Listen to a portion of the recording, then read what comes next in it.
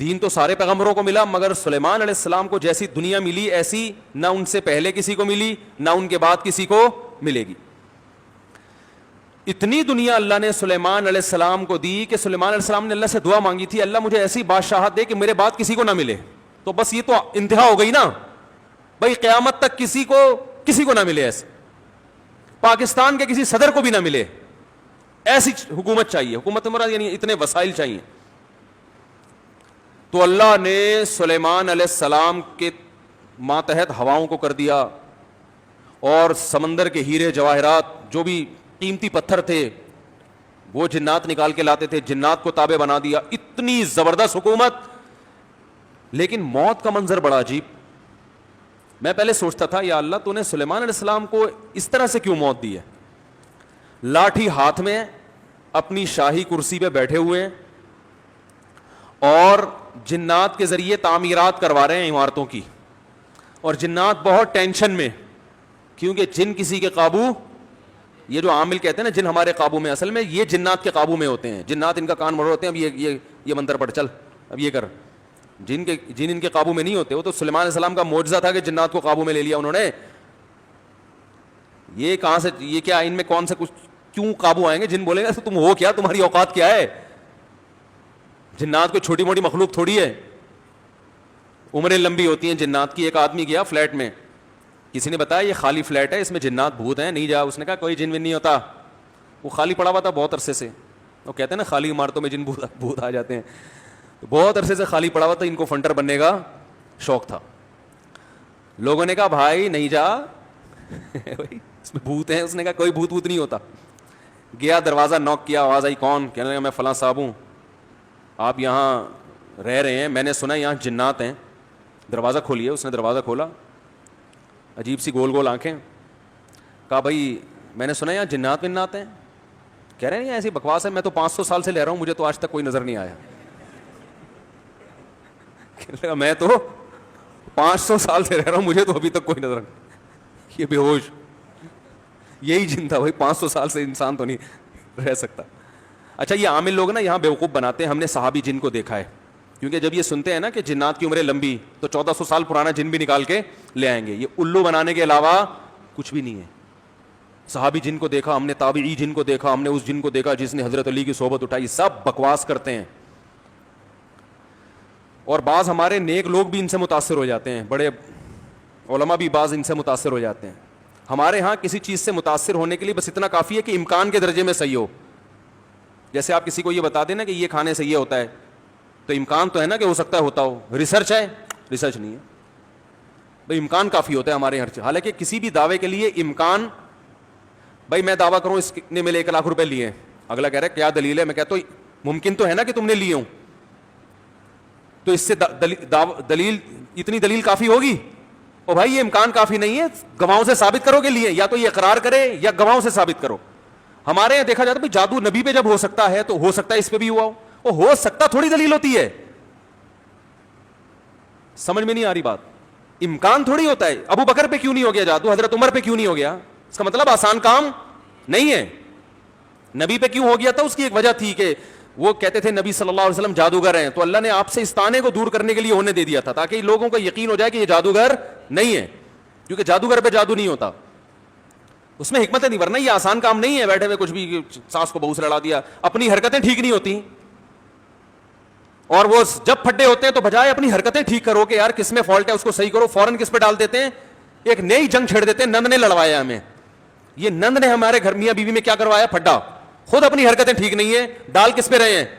کوئی جٹھانی پہ ڈال دے گا، کوئی نند پہ ڈال. ایک نیا جنگ. اب نند سے پہلے 2 آپس میں لڑ رہے تھے، اب تیسری جنگ بھی شروع اس نے کیا ہے. تو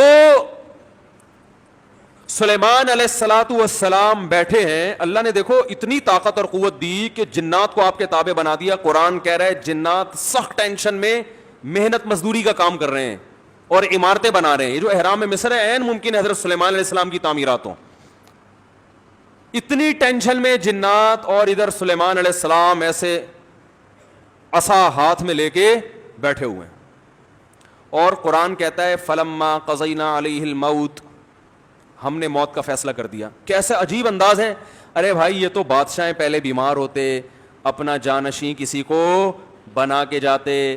اور ان کی تو صحت بھی ایسی کہ حدیث صحیح بخاری میں 100 بیویاں ہیں بھائی. کمزور آدمی تو تصور صحیح کیا ہو جائے گا, ڈپریشن میں چلا جائے گا.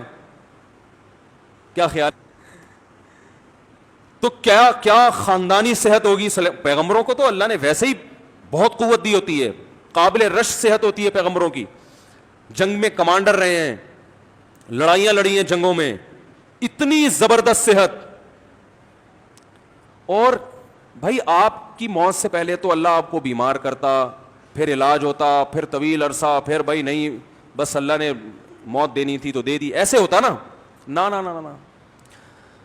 اور پھر اتنی جائیدادیں, اتنا سب کچھ, تو پہلے اس کا سارا کیا کر لیتے, بانٹ بوٹ لیتے, جانشین بنا لیتے, میرے بعد یہ میرا خلیفہ ہے, یہ فلانا ہے, ڈمکانا ہے. ہو سکتا ہے سب کو یقیناً کیا ہوگا پہلے سے آپ نے, لیکن ہمارے ہاں یہ سارے کام کیے جاتے ہیں جب موت کے آثار ظاہر ہونا شروع ہو جائیں. ادھر قرآن کہہ رہا ہے فلما قضینا علیہ الموت, ہم نے سلیمان کو موت دینے کا ارادہ کیا. اور کس وقت؟ جب وہ بیٹھے ہوئے تعمیراتی کام کروا رہے ہیں جنات کے ذریعے اور انسانوں کے ذریعے. اور اللہ فرماتے ہیں ایسے فرشتہ آیا, روح نکال کے چلا گیا. انبیاء کا جسم موت کے بعد بھی خراب نہیں ہوتا. مرزا غلام احمد قادیانی کی قبر کھول کے دیکھو, اگر ایک ہڈی بھی بچی ہوئی ہے نا, ایک ہڈی بھی اس کمبخت کی باقی ہے, تو جو سزا دینا چاہو آپ دے سکتے ہو. سمجھ رہے ہو؟ نبی کی کا جسم کبھی بھی خراب نہیں ہوتا. قادیانی ہو سکا اس کی ایک دفعہ قبر کھول کے دنیا کو دکھا دو بس تم. انبیاء کا جسم خراب نہیں ہوتا. تو قادیانی ہو سکتا ہے یہ گستاخی کریں کہ نبی صلی اللہ علیہ وسلم کی تو قبر کوئی کھول نہیں سکتا. تو بھائی نبی صلی اللہ علیہ وسلم کو ہم بھی نبی مانتے ہیں اور آپ بھی نبی مانتے ہیں, اور آپ پر تو اجماع ہے, بلکہ اس کو تو غیر مسلم بھی مانتے ہیں کہ آپ کی باڈی خراب نہیں ہوئی ہے, اس لیے کہ آپ صلی اللہ علیہ وسلم کے جسد اطہر کو قبر مبارک سے نکالنے کی بہت زیادہ کوششیں ہو چکی ہیں ماضی میں, غیر مسلموں نے کی ہیں سرنگیں بنا بنا کے. اس کا مطلب ان کو بھی پتا تھا کہ جسم کیا ہے, سلامت ہے. تو انبیاء کا جسم کبھی بھی خراب نہیں ہوتا. تو قرآن کہہ رہا ہے ادھر ٹیک لگا کے بیٹھے ہوئے ہیں سلیمان علیہ السلام, جسم سے روح نکلی ہے, اور پتہ نہیں کتنے دنوں تک اسی طرح ایسے ہی رہے ہیں. وہ چونکہ اس طرح سے ٹیک لگی ہوئی تھی کہ گرے نہیں ہیں. اب دیمک نے کھانا شروع کیا سلیمان علیہ السلام کی لاٹھی کو. ما دلہم علی موتہ الا دابۃ الارض تأکل من سأتہا. اللہ فرماتے ہیں زمین پر رینگنے والے کیڑے نے جب لاٹھی کو کھانا شروع کیا ہے, تو کتنے دن لگتے ہیں کیڑے کو لاٹھی کو کھانے میں, تو جب لاٹھی کو اتنا کھا لیا کہ بیلنس آؤٹ ہو گیا تو سلیمان علیہ الصلوۃ والسلام زمین پر گر پڑے. پھر جنات کو پتا چلا کہ بھائی ان کا تو بہت دن پہلے انتقال ہو چکا ہے.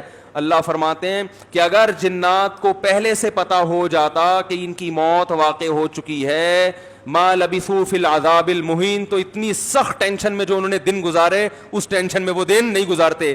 جیسے ہی جنات کو پتا چلا کہ ان کا انتقال ہو گیا, جو جس نے جہاں اینٹ لگائی تھی نا وہیں چھوڑ کے بھاگ گیا. ان کو پتا تھا قیامت تک کوئی عامل کا باپ بھی مجھے قابو نہیں کر سکتا. جو کنسٹرکشن کا کام جہاں تک تھا نا وہیں سے جنات نکل لیے.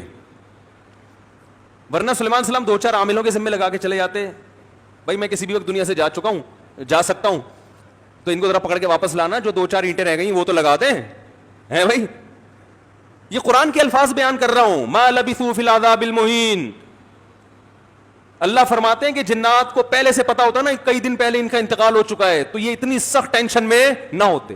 وہ تو یہی دیکھ رہے ہیں ہماری نگرانی کر رہے ہیں ایسے, کیونکہ چہرہ بھی بالکل اسی طرح, چہرے پہ رونق اسی طرح جیسے زندگی کے آثار ہوتے ہیں, بالکل وہی کنڈیشن.